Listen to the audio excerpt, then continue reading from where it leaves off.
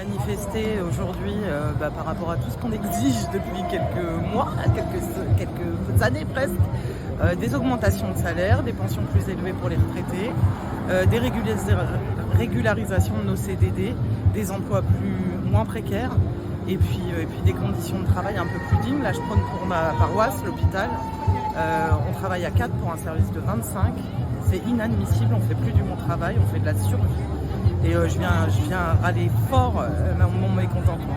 Je me mobilise aujourd'hui parce que déjà il va y avoir un énorme budget d'austérité qui va arriver, parce que pour moi le gouvernement de Barnier est illégitime. C'est quand même, les Républicains ils sont quand même arrivés 4e aux élections, c'est quand même eux qui se retrouvent au centre du jeu.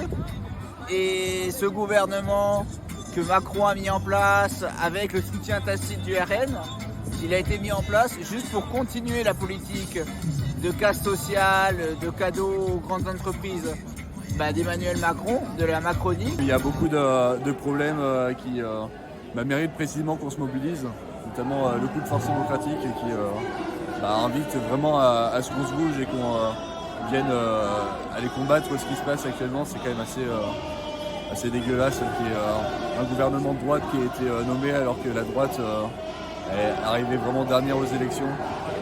Voilà, et que d'ailleurs le seul programme qui est prévu d'un point de vue politique, c'est vraiment de l'austérité, moins de moyens pour tout le monde et plus de galères, alors que c'est vraiment l'inverse précisément qu'il aurait fallu. Je suis habitant du quartier des Blossières et farouchement opposé à la fermeture de la poste sur le quartier des Blossières. La poste des Blossières est un lieu convivial, un lieu de lien social. On a l'impression, une fois de plus, qu'on relègue d'une certaine manière les quartiers populaires, alors que dans l'espace du contrat de ville, il est clairement signifié que la priorité doit être faite aux habitants des quartiers et la prise en compte de leurs besoins.